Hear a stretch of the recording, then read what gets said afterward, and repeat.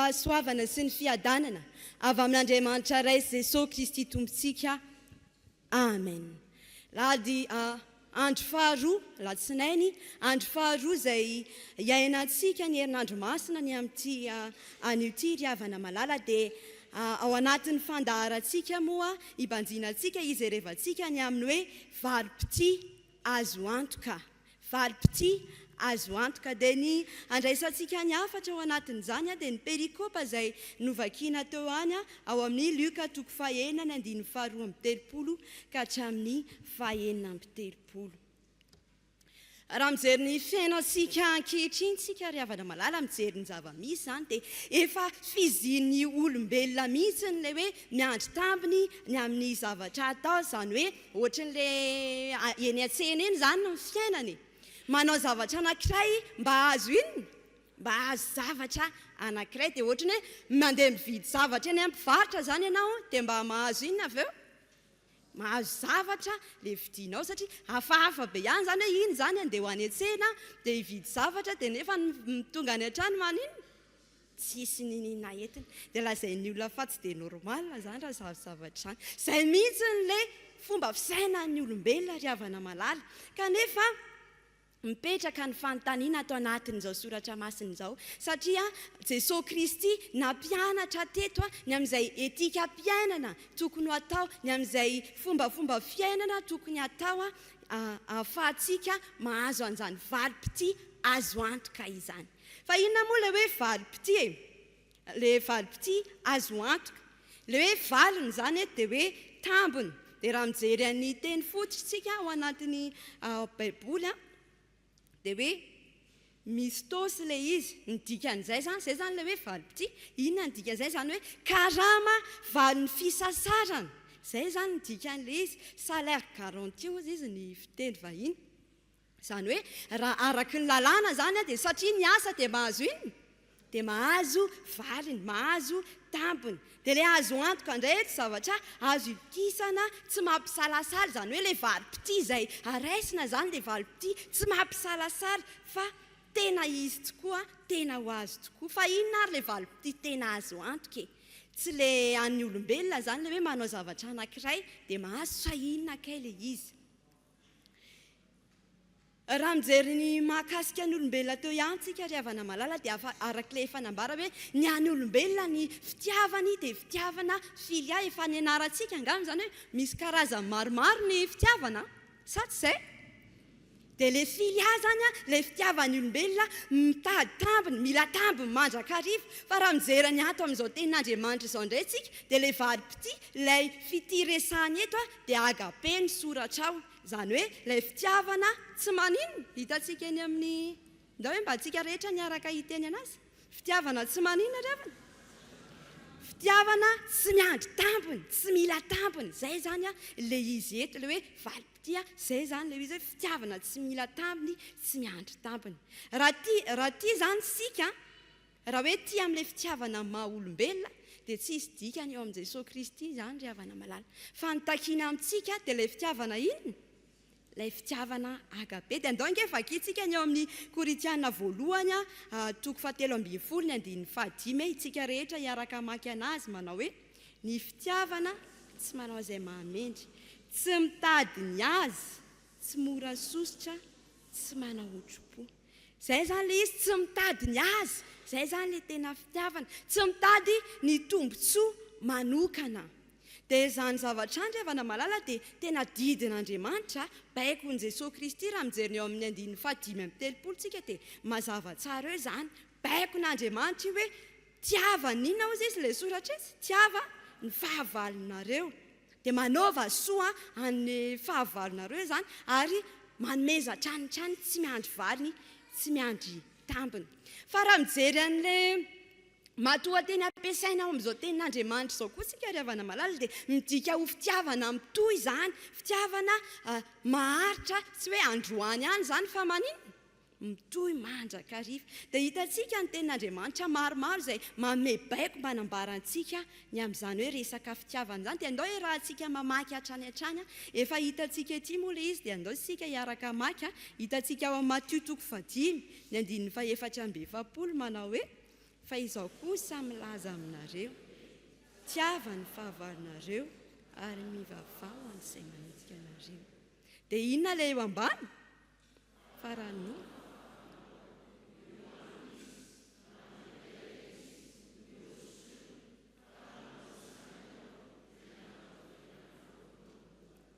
izany hoe ilay baikon'i Jesosy Kristy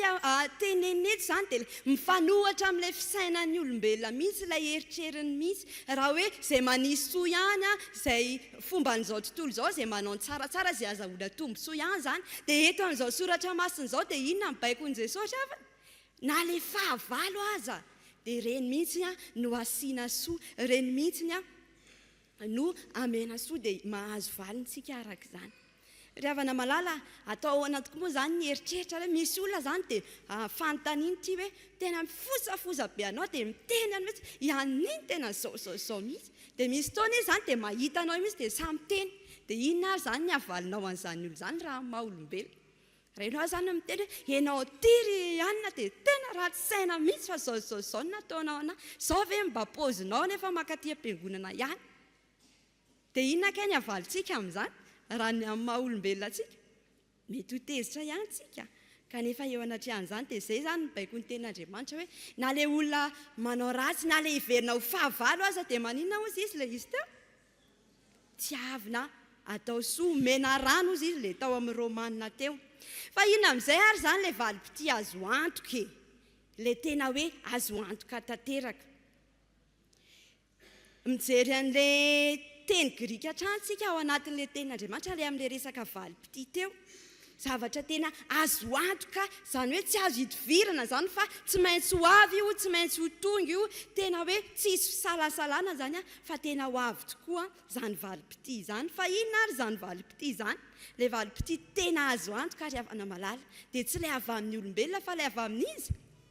ilay avy amin'Andriamanitra mihitsy ny efa miteny hoe tsy ho very ilay valim-pity tsy ho very ilay valim-pity dia ndao vakitsika indray ilay tenin'Andriamanitra izay hitantsika eo ao amin'ny Hebreo 9:10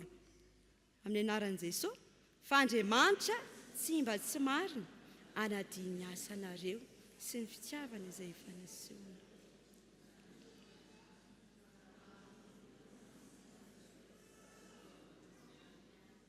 Andriamanitra manome toky izany ity soratra masina manome toky fa maninona ozy izy? Fa maninona ozy izy? Tsy manadino ozy izy fa ho avy ilay valim-pity anareo dia toy izy antsika rehefa makina ny teny amin'ny Koritiana voalohany 5:17 manao hoe ho amin'izany raha manao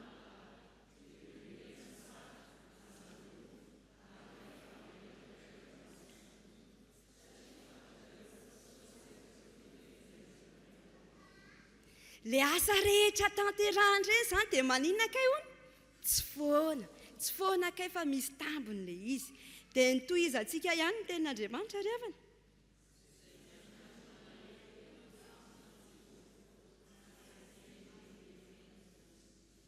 Izany hoe Andriamanitra mampirisika antsika hatrany hanao ny asa mbola manome toky izy fa maninona? Misy tambiny honerany daholo ilay zavatra rehetra ataontsika eny dia toy izy antsika ihany.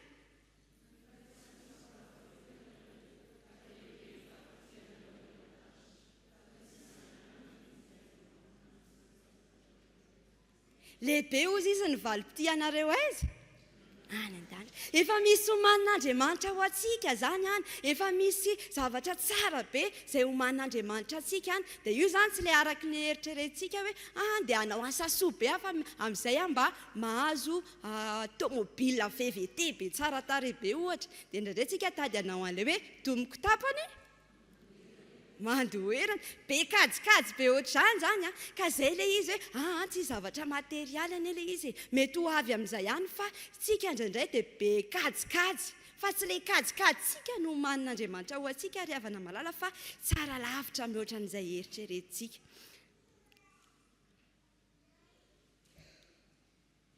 Andriamanitra ry havana malala dia manome modely ho antsika hatrany amin'izany hoe rehefa nanome fampanantenana antsika izy dia nanome kosa izy ohatra ny ahoana kay ny tokony hiainantsika n'izany fiainana izany hoe manao zavatra tsy mila tambiny dia misy etika mpiainana zany a tsy maintsy arahana dia zanakiza moa tsika zanakiza atsangany aloha ny tanana izay matsapa-tena fa izy dia zanak'Andriamanitra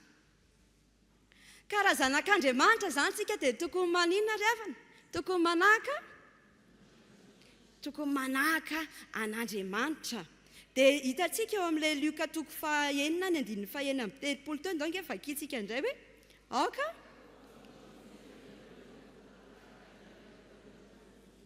zay zany anisany etika mpiainana tokony ho tanterahantsika raha tia azo an'ilay valim-potiantsika aoka ho inona ho mpamindra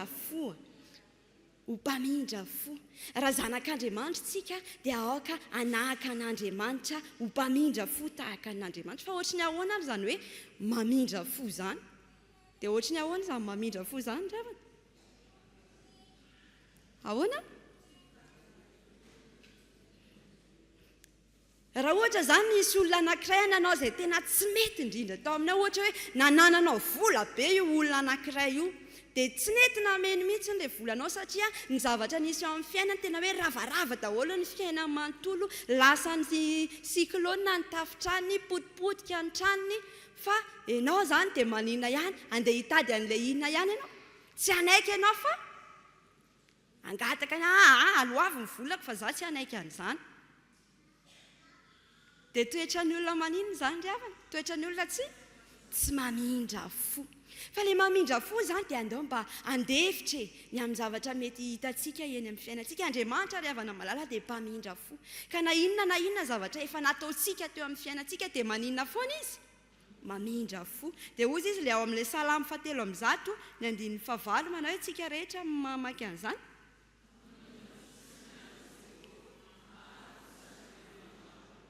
dia toy izantsika eo amin'ilay Efesiana 4:2-3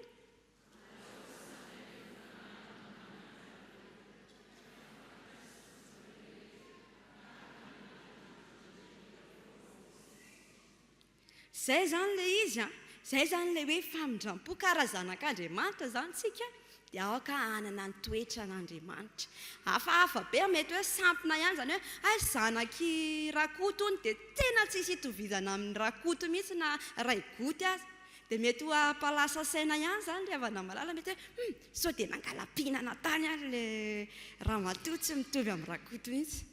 ka itsika zany ry havana malala rehefa tonga zanak'Andriamanitra teo amin'ny batisa dia andeha anana ny toetra n'Andriamanitra anahaka an'Andriamanitra Jesosy Kristy ry havana no modely voalohany amin'izany hoe nanahaka ny Andriamanitra ray zany Jesosy Kristy hitantsika tsara ny nataon'i Jesosy Kristy fa nanaiky nokapohana nanaiky novonoana teo amin'ny hazo fijaliana izy ho famonjena antsika dia hitantsika eo amin'ny Luka 7:4-3 donc efa vakiantsika amin'ny anaran'i Jesosy Kristy namela heloka teo amin'ny hazo fijaliana izy dia namela ny heloko ny olona rehetra izay namono azy izay nanao ratsy azy izay niteny ratsy azy tsy mamaly ratsy Jesosy Kristy ry havana dia jerevantsika indray ilay ao amin'ny Petera 1:2-3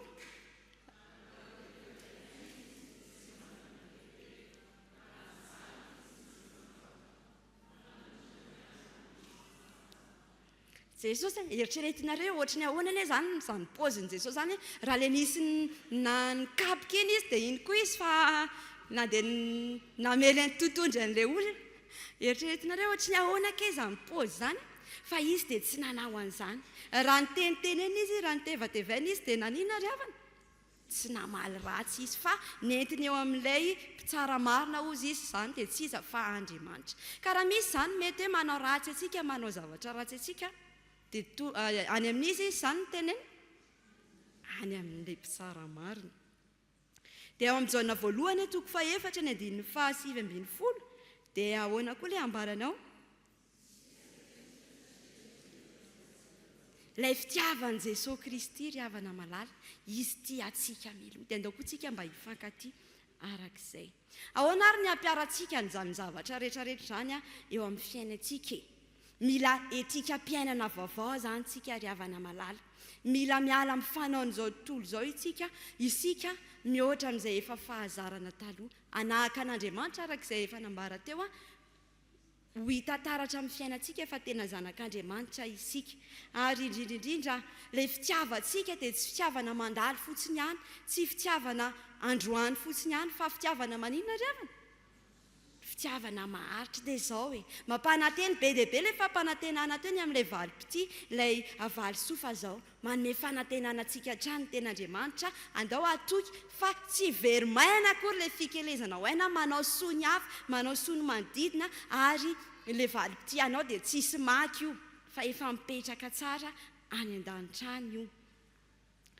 andao ity ny hafa tsy mila tamintsika riavana tsy hitady tombontsoa foana fa hitady ny soa ho an'ny hafa koa ary indrindrindrindra ny amin'ny fahavalontsika ity amin'ny fahavalontsika isika mihoatra aza noho izay mety hoe namantsika dia andao atoky fa Andriamanitra dia marina amin'ny teniny rehefa miteny izy dia tsy maintsy maninona tanteraka daholo ny teniny rehetra tsy foana tsy akory ny fikelezana ho aina raha miantra ny mahantra ianao dia hovalian'Andriamanitra izany dangefa kitsika ito lioka toko fa-7-10 ny 7-10 ka hatramin'ny fa-7-10 manao hoe fa raha manao fanasana ianao